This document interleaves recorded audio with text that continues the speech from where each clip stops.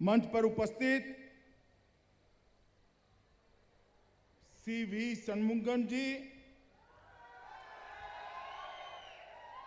PMK के x MP श्रीमान धनराज जी,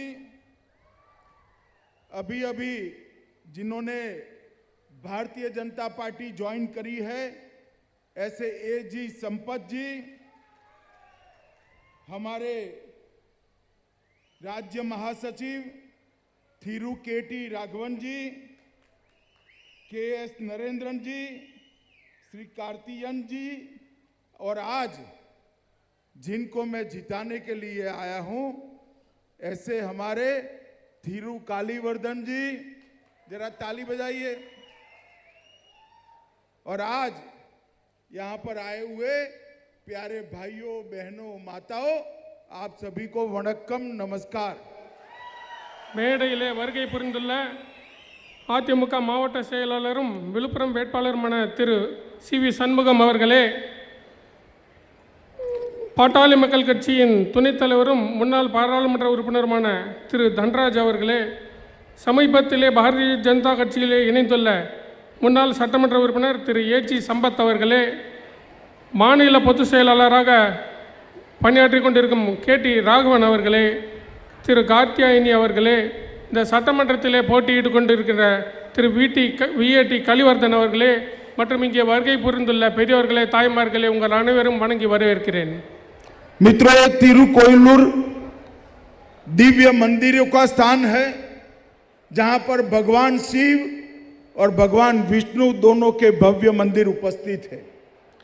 சகோதரர்களே, இந்த திருக்கோவிலூரானது விஷ்ணுவின் அவதாரமான கோவிலும் சிவன் கோவிலும் ஒரு சேர அமைந்துள்ள ஒரு சிறப்பு வாய்ந்த இடம்। और ये तिरुकोयलूर को अष्ट विरत्तानम भी कहते हैं। मैं इस पवित्र भूमि को प्रणाम कर कर मेरी बात की शुरुआत करता हूं। 108 திவ்ய தேசங்களில் ஒரு இடமா ஒன்றாக விளங்கக்கூடிய இந்த திருக்கோவிலூர் மண்ணையை நான் கையெடுத்து கும்பிட்டுக் கொள்கிறேன்।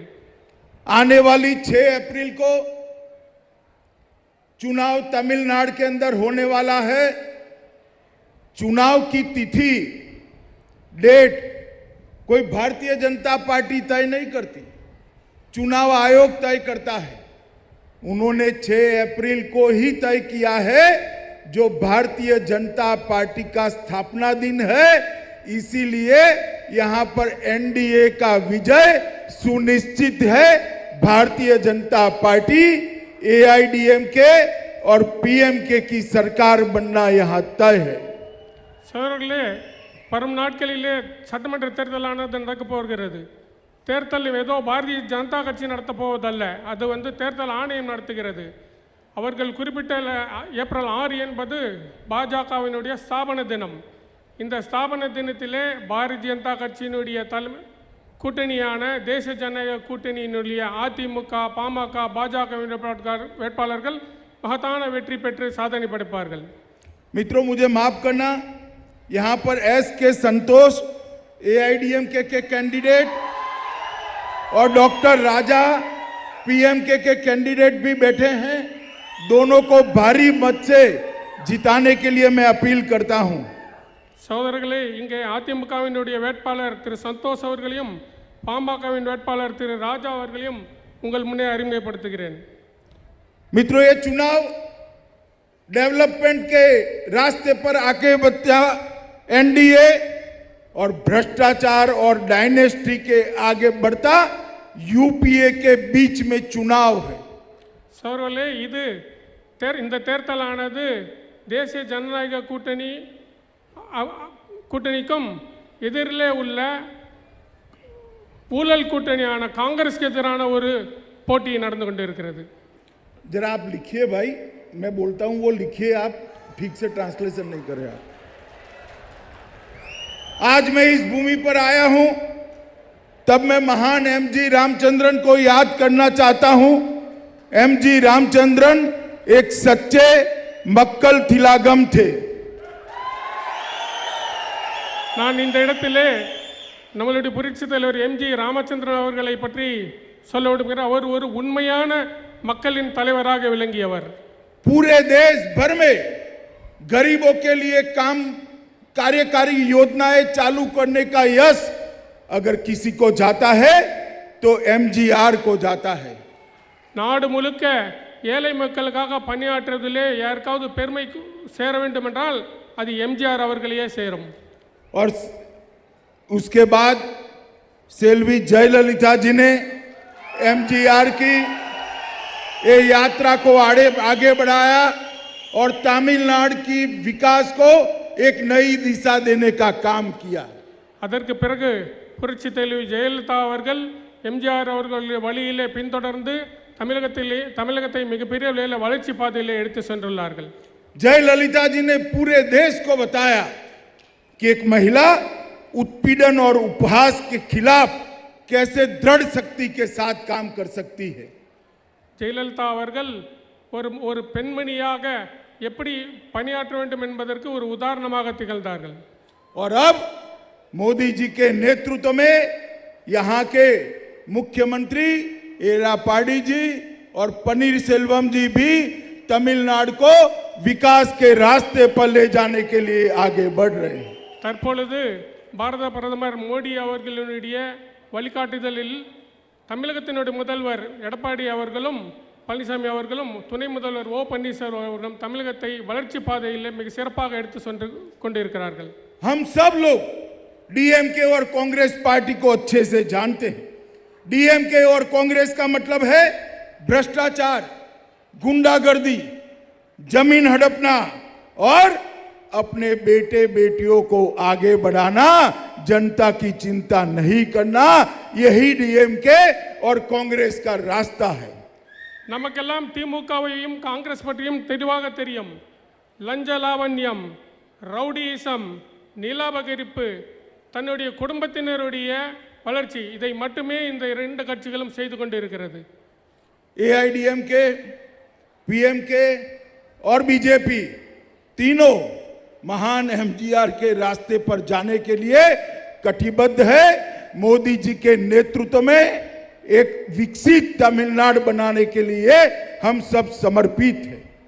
அதிமுக, பாமக, பாஜக கூட்டணி எம்ஜிஆர் அவர்கள் வழியிலும் மோடி அவர்களுடைய வழிகாட்டுதலிலும் தமிழகத்தை ஒரு நல்ல பாதையிலே கொண்டு செல்வதற்கான ஒரு கூட்டணி ஆகும். एमजीआर के प्रति सम्मान के चलते ही नरेंद्र मोदी जी ने चेन्नई रेलवे स्टेशन का नाम एमजीआर रेलवे स्टेशन कर उनको श्रद्धांजलि देने का काम किया है. எம்ஜிஆர் அவர்களுக்கு பெருமை சேர்க்கும் விதமாக மோடி அவர்கள் சென்னை ரயில்வே நிலையத்திற்கு புரட்சி தலைவர் எம்ஜிஆர் அவர்கள் பெயரினை சூட்டினார்கள். मित्रों, अभी अभी मैं बंगाल था. डीएमके के नेता ए राजा का बयान मैंने देखा. मुख्यमंत्री जी की माता के लिए, स्वर्गवासी माता के लिए जिस प्रकार का बयान दिया है, मुझे लगता है डीएमके को महिलाओं के सम्मान की कोई सूद नहीं है और इस प्रकार से ओछी और नीची राजनीति कर वो चुनाव जीतना चाहते हैं. சோழர்களே, சமீபத்திலே கூட திமுகவினுடைய ஆர் ராசா அவர்கள் காலம் சென்ற நம்மளுடைய முதலமைச்சருடைய தயாரை பற்றி மிக தரைக்குறைவாக பேசியுள்ளார்கள். இவர்கள் வந்து எப்படியாவது தேர்தலில் ஜெயித்து விட வேண்டும் என்பதற்காக இந்த மாதிரி தரக்குறைவான வார்த்தைகளை பயன்படுத்தி வருகிறார்கள். भूतकाल में भी डीएमके ने जयललिता जी के लिए ऐसी अभद्र टिप्पणियां की थी. जयललिता जी के लिए भी ऐसा बोला था. ஏற்கனவே முன்காலங்களில் கூட அவர்கள் புரட்சி தலைவி ஜெயலலிதா அவர்களை பற்றியும் இதே போல அவர்கள் பல்வேறு கருத்துக்களை சொல்லியுள்ளார்கள். मैं पूरे तमिलनाडु की माताओं बहनों को अपील करने आया हूं, महिला विरोधी डीएमके को इस चुनाव में परास्त कर उनको सबक सिखाना चाहिए. நான் தமிழக மக்களிடம் கேட்க வந்துள்ளது என்னவென்றால், இப்படி மகளிர் பற்றி, தாய்மார்களை பற்றி அவதூறு பரப்பிக் கொண்டிருக்கும் திமுக கூட்டணிக்கு ஒரு பாடம் கற்பிக்க வேண்டும். मुझे आश्चर्य है, स्टालिन यहां के नेता डीएमके के वो भ्रष्टाचार की बात कर रहे हैं. अरे स्टालिन साहब, आपकी सरकार की कच्ची परतें देखिए. ये 2G घोटाले के, सन टीवी घोटाले के पैसे आपके घर में पड़े हुए हैं। ஸ்டாலின் அவர்கள் தமிழகத்திலே ஊழலை பற்றி பேசிக் கொண்டிருக்கிறார்கள். கொஞ்சம் உங்களை திரும்பி பாருங்கள். 2Gயும் சன் டிவியும் என்னென்ன ஊழல் செய்திருக்கிறது என்பதை நீங்கள் உங்களுக்கு கொஞ்சம் திரும்பி பாருங்கள். ये डीएमके पार्टी कोई राजनीतिक दल नहीं रह गई है, ये अनऑफिशियली एक व्यापारिक बिजनेस ऑर्गेनाइजेशन है। டிஎம்கே பார்ட்டி என்பது ஒரு அரசியல் கட்சி அல்ல, அது ஒரு வியாபார நிறுவனமாக செயல்பட்டு கொண்டிருக்கிறது. आज एक भूमिपुत्र किसान का बेटा ई पलानीस्वामी तमिलनाडु के मुख्यमंत्री है। मैं दोनों को, सीएम और डिप्टी सीएम को बधाई देना चाहता हूं कि इन्होंने कोरोना के खिलाफ तमिलनाडु की जनता को बचाने का काम किया है। நான் இந்த நேரத்திலே தமிழக முதல்வர் மண்ணின் மைந்தர் விவசாய குடும்பத்திலிருந்து வந்த எடப்பாடியார் அவர்களுக்கு ஒரு வாழ்த்துக்களை தெரிவித்துக் கொள்ள விரும்புகிறேன். கொரோனாவிலிருந்து தமிழக மக்களை காப்பாற்றியதில் அவர் மிக சிறப்பாக செயல்பட்டுள்ளார்கள். और दूसरी ओर डीएमके पार्टी और कांग्रेस पार्टी, उनके मन में तमिलनाडु की जनता की चिंता नहीं है। सोनिया गांधी को राहुल गांधी की चिंता है और स्टालिन जी को उदयनिधि की चिंता है। ये दोनों अपने बेटों के लिए काम कर रहे हैं। அதே நேரத்திலே திமுகவிற்கும் காங்கிரஸுக்கும் தமிழக மக்களை பற்றி கவலை இல்லை. சோனியா அவர்களுக்கு ராகுலை நினைத்த கவலை, ஸ்டாலினுக்கு உதயநிதியை நினைத்த கவலை, இவர்களுக்கு தன்னுடைய பிள்ளைகளை நினைத்து தான் கவலைப்படுகிறார்கள். मित्रों, नरेंद्र मोदी जी के मन में तमिलनाडु, तमिल भाषा के लिए अपार प्यार और सम्मान है। சகோதரர்களே, பாரத பிரதமர் அவர்களுக்கு தமிழ் மொழி பற்றியும் தமிழ் மக்களின் மீதும் மிகப்பெரிய ஒரு அன்பும் பாசமும் இருக்கிறது. विश्व भर में कहीं पर भी जाते हैं, तमिल भाषा के सुवाक्यों को वो अपने भाषण में दोहराते हैं। உலகமெங்கும் எங்கு அவர் சென்றாலும் தமிழில் உள்ள ஏதாவது குரல்களை மேற்கோள் காட்டியே அவர் பேசி வருகிறார்கள். और तमिल मछुआरों की जितनी चिंता नरेंद्र मोदी जी ने की है, इतनी किसी ने नहीं की। தமிழக மக்களினுடைய மீது அக்கறை கொண்டு கவலைப்பட்டதில் இதுவரை வேறு எந்த தலைவரும் ஒப்பிட முடியாது. और जब जाफना गए तब हजारों तमिल भाइयों के लिए घर बनाने का काम किया और उनके बीच में जाकर पका हुआ चावल भी खाने का काम किया।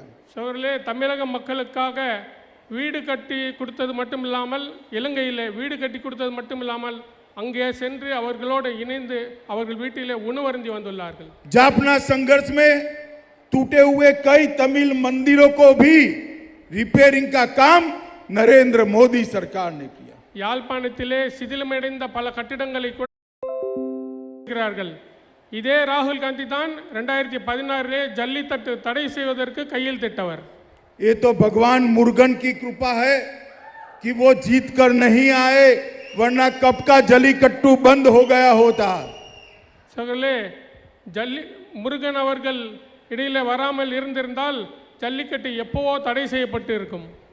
मित्रों, पलानीस्वामी जी ने और पन्नीरसेल्वम जी ने तमिलनाडु के लिए बहुत संघर्ष किया है। சகோதரர்களே, முதலமைச்சர் அவர்களும் துணை முதலமைச்சர் அவர்களும் தமிழக மக்களுக்கு நிறைய செய்துள்ளார்கள். 5 साल में 2 बार किसानों का ऋण माफ करने का काम किया है। 5 ஆண்டுகளில் 2 முறை விவசாயிகளினுடைய கடன் தள்ளுபடி செய்துள்ளார்கள்.